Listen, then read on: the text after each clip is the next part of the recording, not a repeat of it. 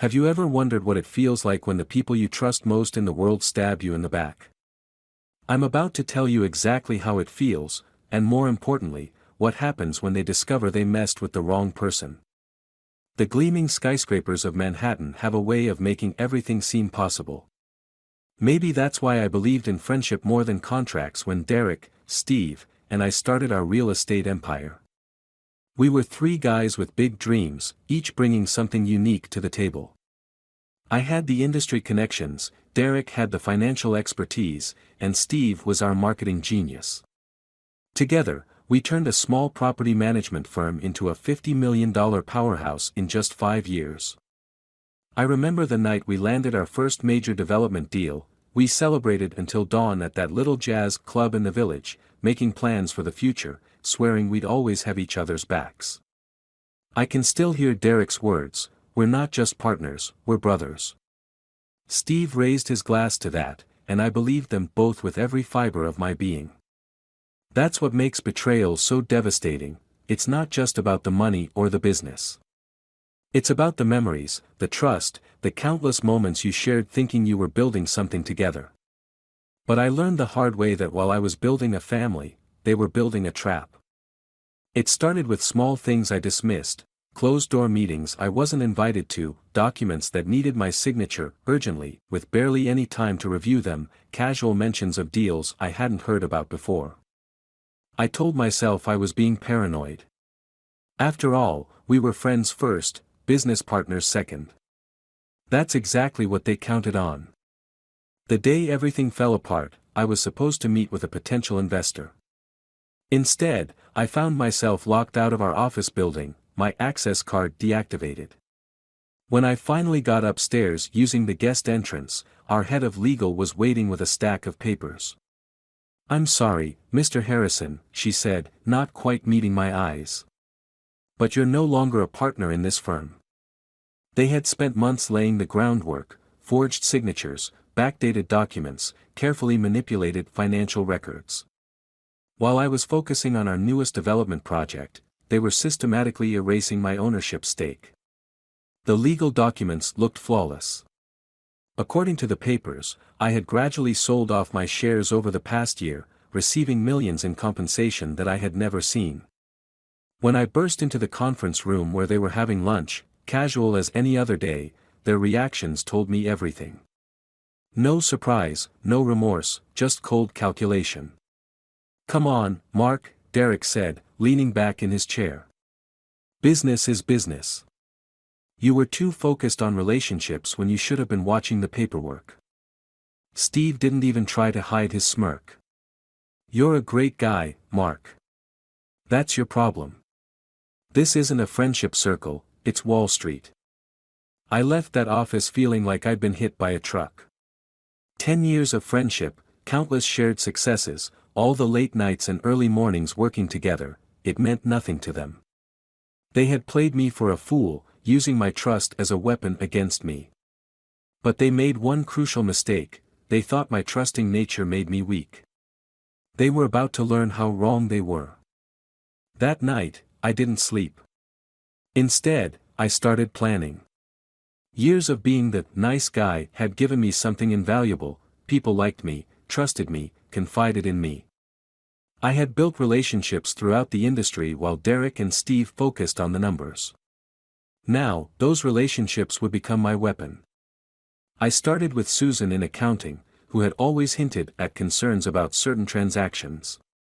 Over coffee, she revealed what I suspected: Derek and Steve had been running a complex scheme, manipulating property values and using insider information to defraud investors. I took detailed notes, gathered evidence, but didn't act. Not yet. Next came Michael from the zoning board, who had approved several of our controversial projects. A few drinks and some carefully worded questions revealed a pattern of bribes and corrupt dealings. I documented everything, building my case piece by piece. The real breakthrough came from Tom, our former IT manager who had left abruptly last year. Over dinner, he confirmed my suspicions about altered records and shared copies of emails he had saved. Smart man had kept receipts of everything, just in case.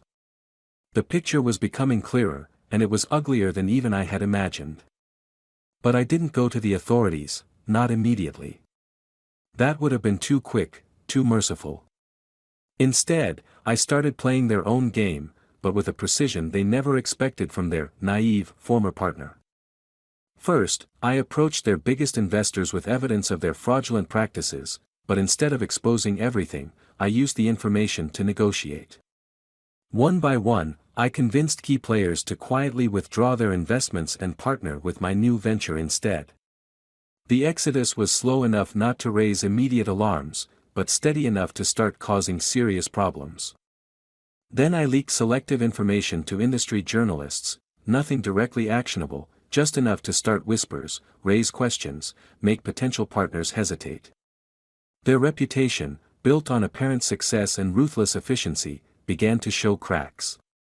I used shell companies, a trick I had learned watching them, to acquire properties crucial to their upcoming projects. Once I controlled these strategic assets, I began causing delays, creating complications, driving up costs. Each move was legal, documented, and impossible to trace back to me.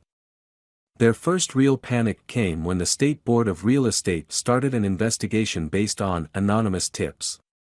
I had provided just enough evidence to trigger scrutiny, but held back the most damaging revelations. Let them sweat, watching their every move being examined under a microscope. The real estate market is built on confidence, and confidence is fragile. As rumors spread and projects stalled, their once solid empire started showing signs of strain. Lenders became nervous, calling in loans. Partners demanded additional guarantees. The smooth operation they had built began to grind to a halt.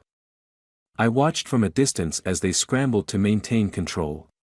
They knew someone was orchestrating their downfall, but they couldn't figure out who. That nice guy they had dismissed as naive was the last person they suspected of such a methodical dismantling of their world. The final stroke came during their annual investors' meeting. As they desperately tried to project confidence and explain away their mounting problems, I had their complete internal records, showing years of fraud, manipulation, and corruption, delivered to every major financial regulator, law enforcement agency, and news outlet in New York. The aftermath was spectacular. Trading in their company's shares was suspended. Federal agents arrived at their offices with search warrants. Investors filed lawsuits. The empire they had built on betrayal came crashing down in a matter of weeks. When they finally realized it was me, they came to my new office, not the gleaming skyscraper they once commanded, but a modest space with a spectacular view of their former kingdom. They looked broken, desperate, nothing like the smug executioners who had dismissed me a year ago. "Why like this?" Derek asked, his voice hoarse. "You could have exposed us immediately. Why drag it out?" I smiled, remembering his words about business being business. "I learned from the best," I replied. "You taught me that friendship is just a tool, remember? I simply applied the lesson more effectively than you did." Steve started to speak, probably to offer some deal or compromise, but I held up my hand. "Don't worry, I'm not pressing charges personally.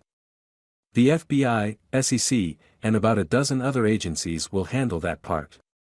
I just wanted to watch you lose everything, piece by piece, the way you planned for me to lose everything."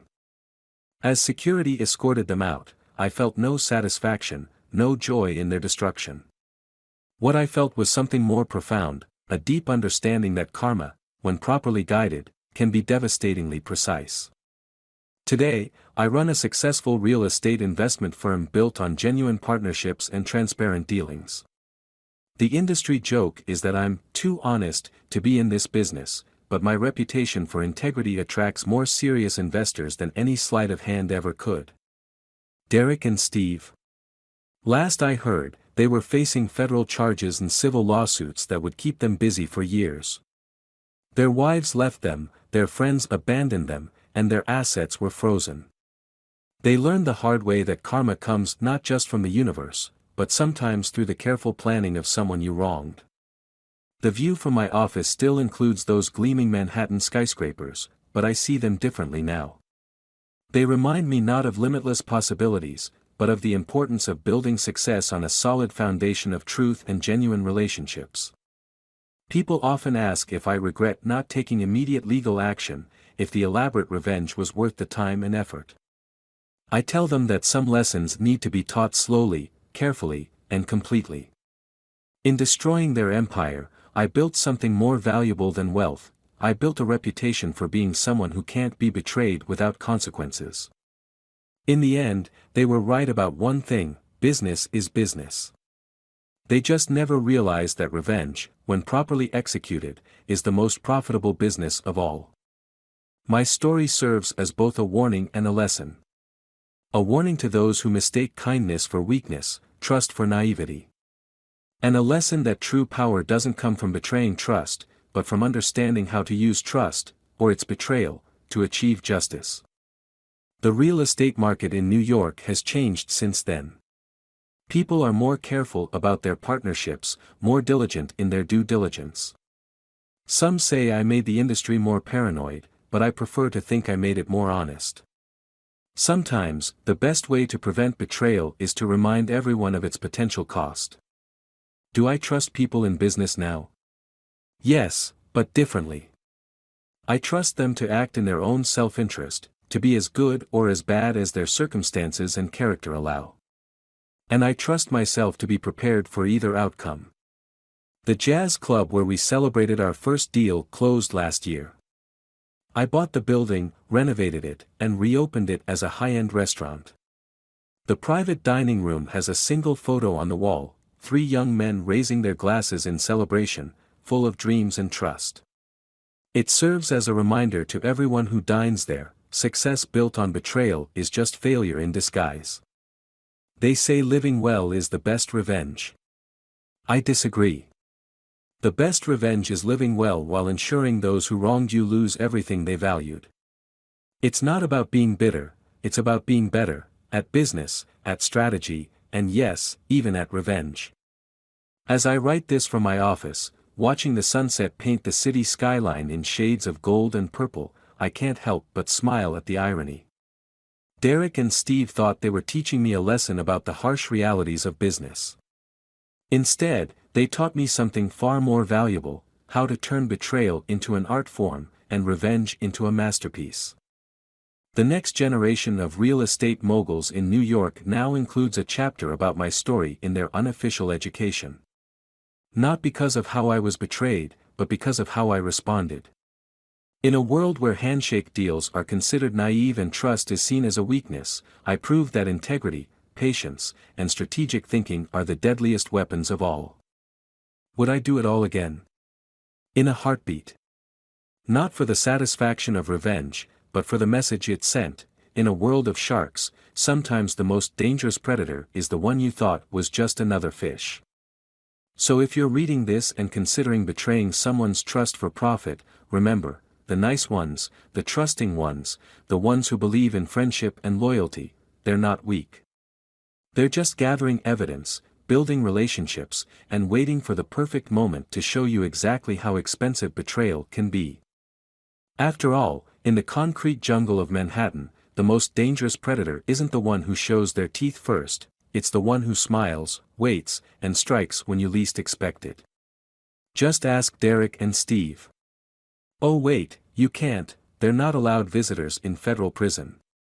Looking back, I realized that their betrayal changed not just my business approach, but my entire worldview. The experience taught me that true power lies not in the ability to deceive, but in the patience to wait for the perfect moment of revelation. Every step of my revenge was calculated not just for maximum impact, but for perfect legal compliance, a detail that must have infuriated them as they watched their empire crumble. The most satisfying moment came not during their downfall, but 6 months later, when I received a letter from Steve's wife, now ex-wife. She had discovered that they had planned to betray me even before our first major success, that every celebration and friendly dinner had been part of their long con. She found old emails, planning documents, even recordings of their conversations about how to manipulate my trust. Instead of feeling renewed anger, I felt an odd sense of peace. Their betrayal had been so complete, so premeditated, that my response was not just justified, it was almost poetic in its symmetry. They had spent years pretending to be my friends while plotting my downfall. I had spent 1 year pretending to be uninvolved while orchestrating theirs. The industry changed in unexpected ways after their fall. Younger entrepreneurs started approaching me for mentorship, not just about real estate, but about building sustainable, ethical businesses. I found myself teaching them what I had learned, that true success comes not from quick gains and clever betrayals, but from building genuine relationships and maintaining unwavering integrity. I even started a business ethics workshop series, though I keep my personal story out of it. The principles I teach are simple: transparency builds stronger foundations than deception, integrity generates more long-term profit than fraud, and karma doesn't need help to find its targets, though sometimes it appreciates a gentle nudge in the right direction. The most unexpected outcome was the impact on their other victims. As the investigations progressed, more people came forward with stories of how Derek and Steve had cheated them, manipulated them, destroyed their businesses. My methodical takedown had given these people something they desperately needed: proof that justice, while sometimes slow, can be thorough and absolute. One morning, about 2 years after their downfall, I received a package from a former employee. Inside was a USB drive containing security footage from our old office, specifically, from the day they betrayed me. The footage showed them celebrating after I left, popping champagne, laughing about how they had finally cut the dead weight. I watched it once, then had it delivered to their prison cells. No note, no explanation needed. Just a reminder that every moment of their triumph had been building toward their eventual destruction. Sometimes, the best revenge isn't just about taking everything from someone, it's about making them realize they did it to themselves. Their legacy in the New York real estate market became a cautionary tale, but not the one they would have wanted. Instead of being remembered as brilliant businessmen who made tough decisions, they became the embodiment of everything wrong with the industry's culture of greed and betrayal. Their name became synonymous with failure through fraud, a warning to anyone tempted to take ethical shortcuts. The most ironic part? Their betrayal made me far wealthier than I would have been as their partner. My new company, built on the foundation of their destruction, attracted clients and investors who were tired of the industry's endemic corruption. We became known as the clean option in New York real estate, and that reputation proved remarkably profitable. I keep a small souvenir from our old office, the nameplate from my former parking space. It sits on my desk as a reminder that every betrayal carries within it the seeds of its own destruction. Derek and Steve thought they were writing the end of my story, but they were really just setting up the beginning of their own downfall. The New York real estate market continues to evolve, but some lessons remain constant.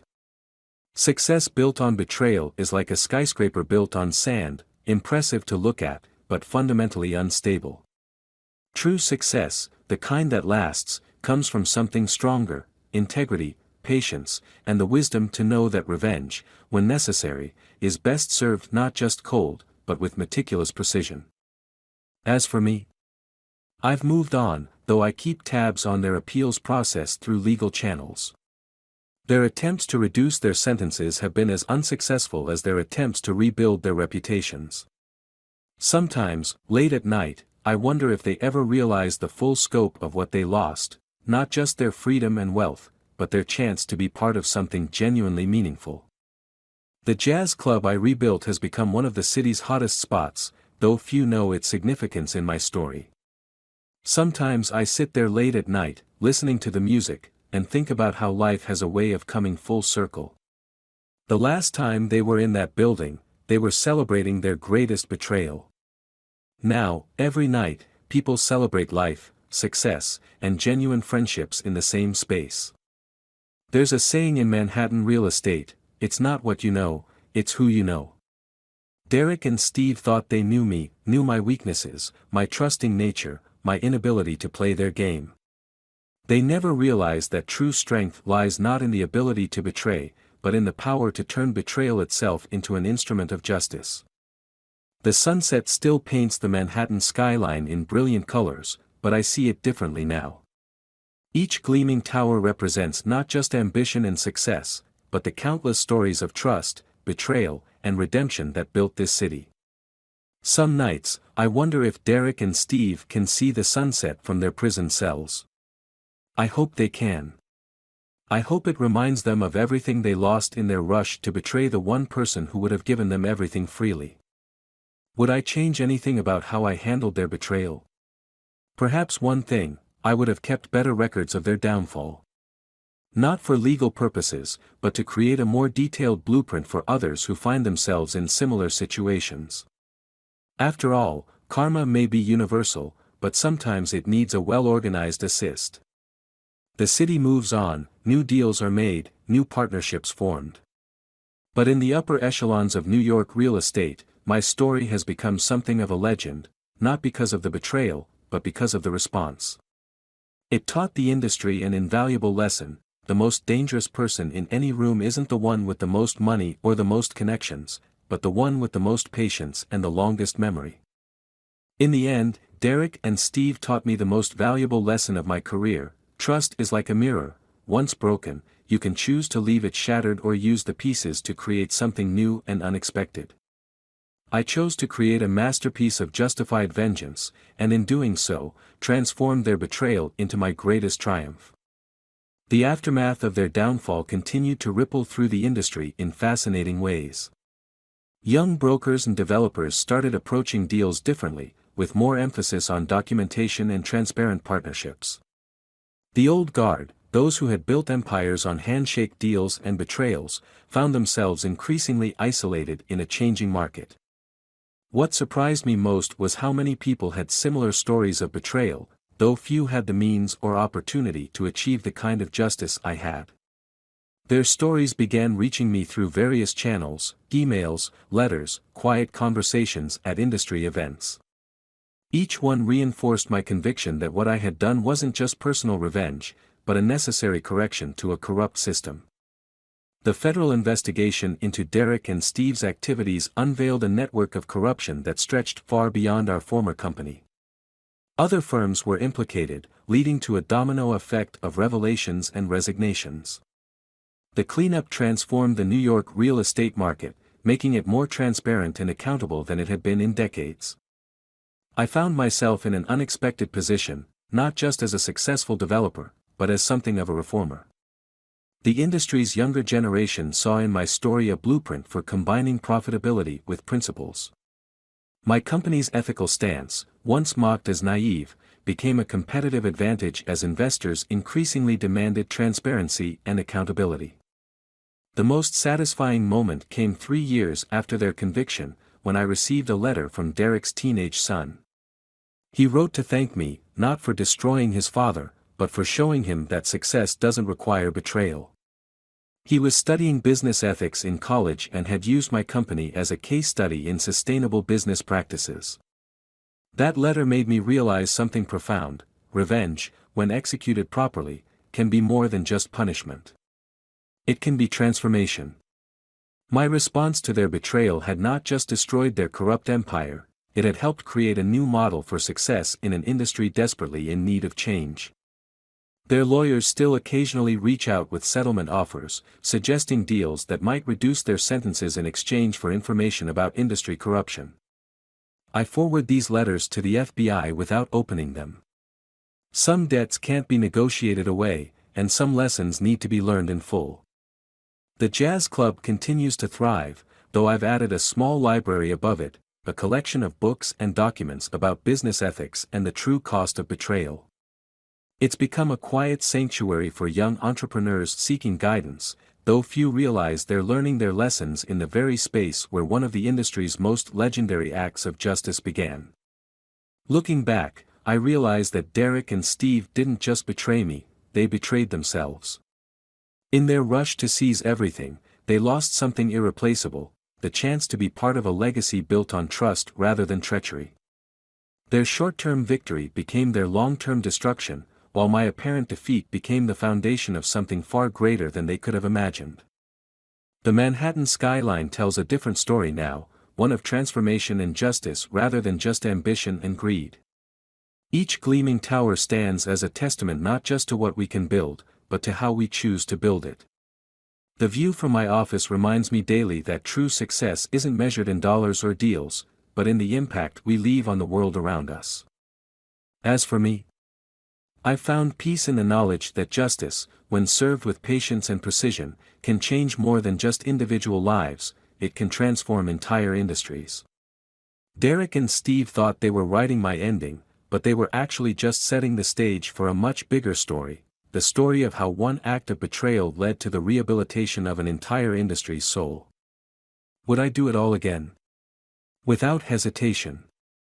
Not for the revenge, though that was undeniably satisfying, but for the change it sparked. Sometimes it takes a spectacular fall to remind everyone that integrity isn't just a word, it's the foundation upon which all lasting success must be built. And so, their betrayal became more than just my story of revenge.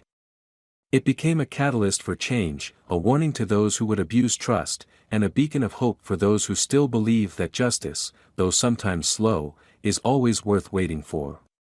In the end, they didn't just lose their empire, they unknowingly helped create a better one, built on the ashes of their betrayal. The concrete jungle of Manhattan may still be filled with predators, but now they hunt with more caution, aware that sometimes the most dangerous player isn't the one with the sharpest teeth, but the one with the longest memory and the most patience. Just ask Derek and Steve, if you can get past the prison guards.